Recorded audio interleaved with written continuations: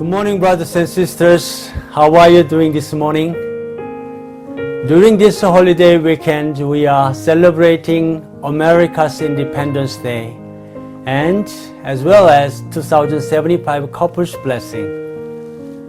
First of all, I want to congratulations 30th anniversary of 2075 Couples Blessing.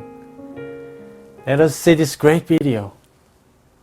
On July 1st, 1982, 2,075 couples gathered at Madison Square Garden in New York City to be blessed in marriage by our true parents, the Reverend and Mrs. Sun Myung Moon. Together, these couples embarked on a new, exciting, and challenging chapter in their lives as husband and wife. More than half of these couples were interracial or intercultural. On that day, they made 4 sacred vows to each other before God, true parents, and all mankind. It's been 34 years since then, and for many, the heart behind those vows is stronger than ever. Congratulations and happy anniversary. Yesterday, I saw BBC posted our 2075 Couples Blessing story. It was a positive story. I never see one word was negative. Congratulations again. And Yesterday was America's Independence Day. How did you celebrate your 4th of July? By the way, last night, how many stars did you see along with very bright moon? Usually when the bright moon shines at night, the stars are hard to see, right? But last night was very special. The stars were very bright and twinkles. So, how many did you see? I saw 50. The 50 stars on the flag represent the 50 states of the United States of America. And the 13 stripes represent the 13 British colonies that declared independence from Kingdom of Great Britain and become the first state in the United States. Independence Day was officially observed on Saturday, July 4th, 2020. Our nation's 244th birthday. Happy 4th of July. Everyone. On July 4th, 1776, United States laid down its claim to be free and independent nation by adopting the Declaration of Independence. Today, Independence Day is celebrated and honored in many forms such as fireworks, barbecues, and parades. It is an opportunity for Americans to express patriotism and their love for their country, including reflecting on the sacrifices from those in the military. Today, my sermon title is Let Us Revive and Fulfill America's Founding Spirit. While this holiday holds a special meaning to so many, many others don't value the precious of Independence Day. However, if any of us were to be involved in American independence, would the story be any different? The celebration of independence would have been more serious and sincere, right? American independence were on July 4, 1776. So, if someone were to be alive till this day, he or she would be 244 years old.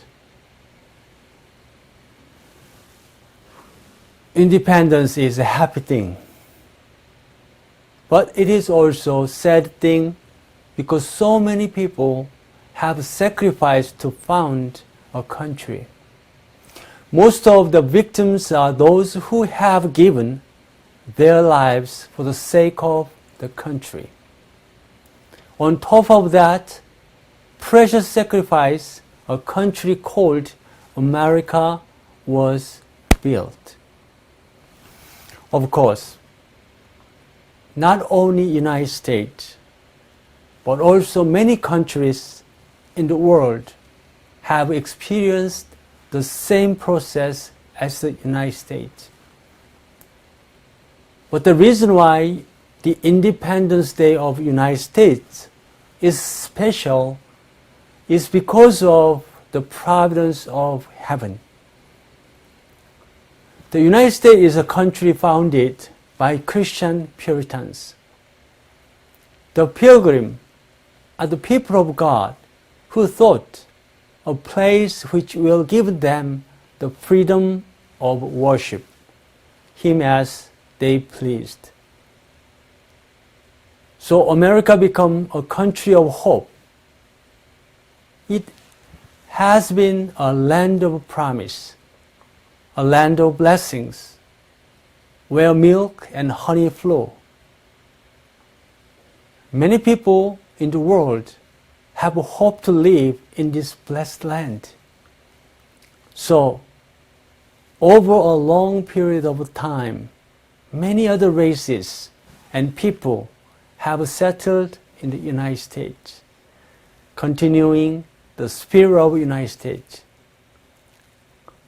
leading to victory in World War II. The United States opened a great era of America as the architect and guardian of the free world, as the centerpiece of the liberal democratic order and the free market economic system. It established the international political and economic system and contributed to the world peace and prosperity of the world with the spirit of freedom, openness, and tolerance. So, many countries wanted to trust the United States and become friends with her. And they learn about American culture and try to adopt the American system.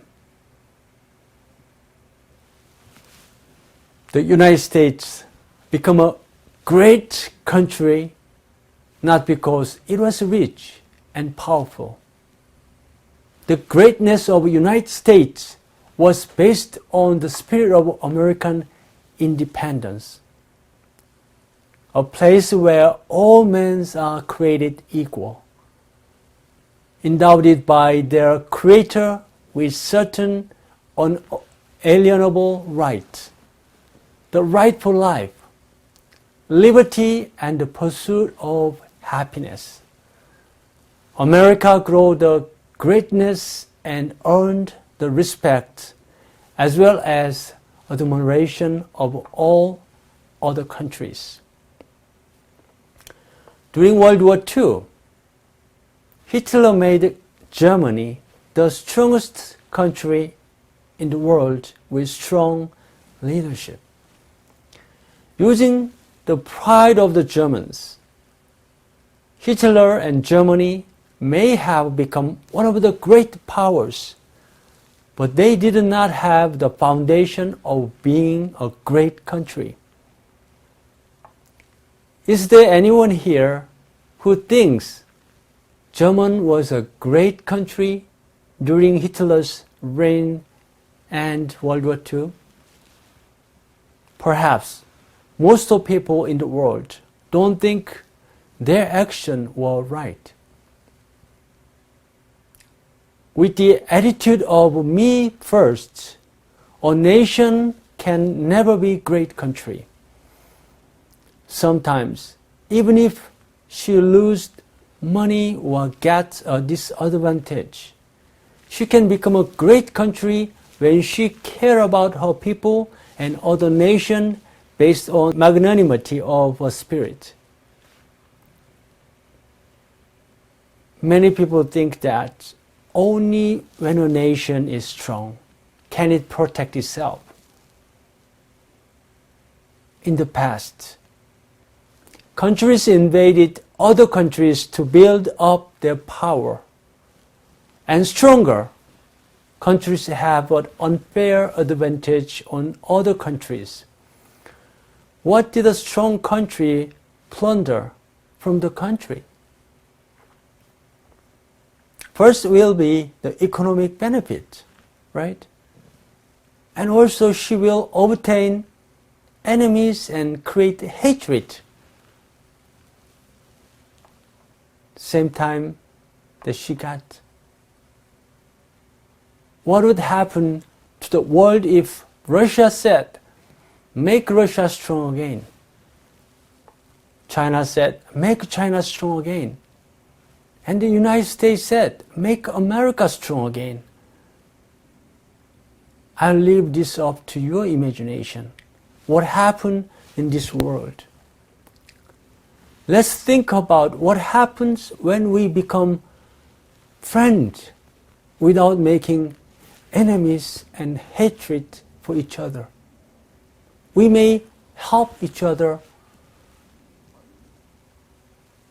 This time we are experiencing COVID-19. Many countries are having a difficult time with the pandemic. I hear from the world news. Many countries are helping and supporting each other, right? To overcome from the COVID-19. It is so beautiful to see and hear. When we take care of each other and become friends, we will create world peace, which is God's original plan for the creation. Genesis 2:22 said, Then the Lord God made woman from the rib He had taken out of man, and He brought her to the man. God created Eve by taking Adam's ribs. This is the consideration God was trying to show humans. God expected that Adam, who is strong and lives only for himself, to care for and love the Eve created by sacrificing his ribs. Some countries must stand up and lead the world for God's calling. America must be the one.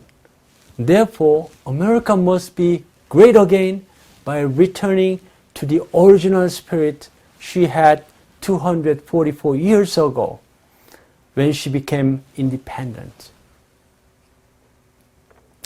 Now is the time to reflect on the spirit of the Declaration of Independence, which was proclaimed 244 years ago. The concise but powerful declaration, consisting of only 1,337 words, first describes the context of publishing the Declaration to the whole world in its first paragraph. When, in the course of a human event, it becomes necessary for one people to dissolve the political band which have connected them with another, and to assume among the power of earth the separate and equal station to which the law of nature and of nature's God entitle them. A decent respect to the opinions of mankind requires that they should declare the causes which impel them to the separation. The main things to note here is that they are proclaiming that they are pursuing an independent and equal position under the law of nature and of nature's God. Reverend Moon Our true father said that America's crisis is God's crisis. Let's look at what Reverend Moon, true father, said in 1973. I bended my head and placed my ear upon the heartbeat of America. I hear no one seeking the solution from above. We keep on criticizing, the nation sinks. We criticize some more and nation falls even further, deep into greater peril. Now is the time for America to renew the faith expressed in her motto, "In God we trust." This is the founding spirit that makes America great and unique. God bless America because of this spirit. Furthermore, America is fulfilling a vital role in God's plan for the modern world. God is depending on America today. Therefore, the Christ for America is Christ for God. An answer must come from above, from God, from the one who has the answer. I have prayed to God honestly, asking Him to reveal His message. Why should America's crisis become God's crisis? Why is that? This means that America and God have one destiny. Therefore, America's joy and happiness are God's joy and happiness. And America's sadness and sufferings are God's sorrow and suffering. So, America is a country that must exist for God's sake. That is why America, as the guardian of liberal democracy, began to guide the world and countries through economy, culture, education, and God's ideology. If this is the case, it is impossible to do it by force alone. It's only possible with the spirit of forgiveness, love, and unity as one family under Heavenly Parent. Now the world has changed. The era of using strength to control other countries by force is an old-fashioned idea that was possible 100 years ago. If America were to use power to conquer a country, then during the 1950s, they would have won Korean War. During the 1970s, they would have won Vietnam War. They would have gotten rid of any possible terrorist. North Korea and Venezuela and some other country, the most economically impoverished countries in the world, threatened the world's most powerful nation, the United States. This is a very good example. Strong nations no longer lead the world with the logic of power. Similarly, and most importantly, we cannot lead our people, even our people, with the strength alone either. The Black Lives Matter that become an issue this time can only be resolved when there is an idea that all of us are one family under Heavenly Parent.